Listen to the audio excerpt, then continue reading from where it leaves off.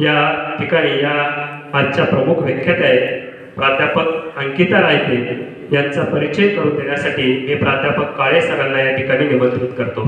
प्राध्यापक काळे सर.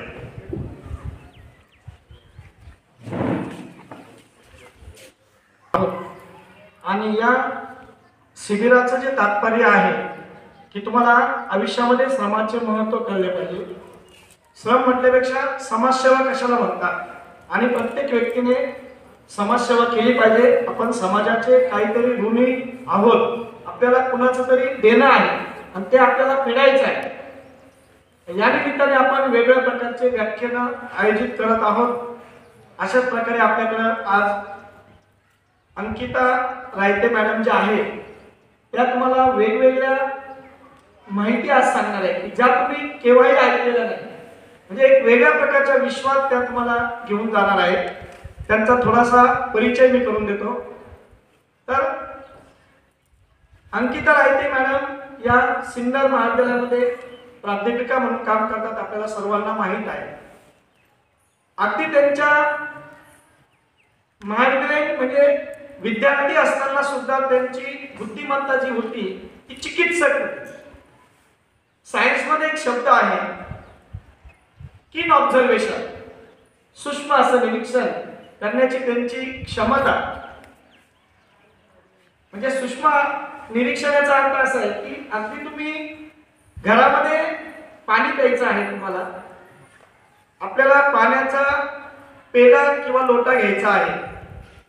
तो घेताना सुद्धा आपण घेतल्यानंतर डायरेक्ट आपण आपल्या हंड्यामध्ये तो बुडवायचा नसतो आणि लगेच पाणी घ्यायचं नसतं.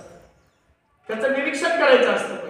हा धुतलेला आहे का, याला किती धूळ लागलेली आहे.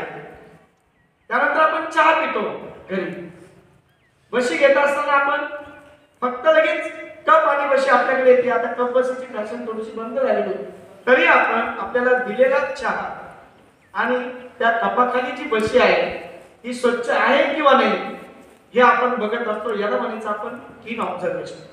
जेव्हा आपण या ठिकाणी आलो, सर्व बघितलं, सर्व विद्यार्थ्यांनी शिक्षकांच्या मार्गदर्शनाखाली सर्व स्वच्छता केलेली आहे, ग्राम स्वच्छता केलेली आहे आणि अतिशय सुंदर.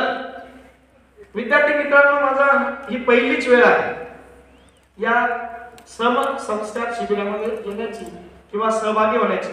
पहिल्यांदा मला सुवर्ण संधी, ज्याला मी सुवर्ण संधी म्हणतो, त्याचं काम जिकिरीचं आहे, पण ती एक आपल्या आयुष्यामध्ये मिळालेली सुवर्ण संधी आहे. असं आपण मूळ मुद्द्याकडे बोलूया. तर मॅडम या MSc DED आहे, PhD पण त्यांनी प्राप्त केलेली आहे. त्यांना शैक्षणिक क्षेत्रामध्ये वेगवेगळ्या वैज्ञानिक क्षेत्रामध्ये जवळजवळ आजपर्यंत 13 अवॉर्ड्स मिळालेले आहेत. त्यांचे 13 पेटंट्स आहेत. पेटंटचा अर्थ मी तुम्हाला पुन्हा सांगत नाही. मकरंद अनासपुरेच माझ्या डोक्यामध्ये होता. वेलदारी सरांनी खूप सुंदर सांगितलं की मकरंद अनासपुरे यांनी जे पेटंट मिळालं, पेटंट म्हणजे अर्थशास्त्रीय भाषेमध्ये, मराठी भाषेमध्ये स्वामित्व, आणि स्वामित्व म्हणजे मालकी हक्क. एकदा एखादी गोष्ट आपल्या मालकीची झाल्यानंतर ती कोणीही हिरावून देऊ शकत नाही. याचं सुंदर विश्लेषण वेलदारी सरांनी केलेलं आहे. तर 13 पेटंट त्यांच्या नावावर आहे की जे जिल्ह्यामध्ये आजपर्यंत एका स्त्रीच्या नावावर 13 पेटंट नाही. त्यानंतर त्यांचे 3 रिसर्च पेपर झालेले आहेत, म्हणजे ते रिसर्च सुद्धा करतात. मी जेव्हा बघितलं की रिसर्च पेपर त्यांनी केले, 7 अवॉर्ड्स त्यांना मिळालेले आहेत. विद्यार्थी दशेपासून चिकित्सक बुद्धिमत्ता, सूक्ष्म निरीक्षण शक्ती आणि जिद्द ही असल्याशिवाय आपण या गोष्टी करू शकत नाही. अशा आपल्यामध्ये बसलेल्या अंकिता मॅडम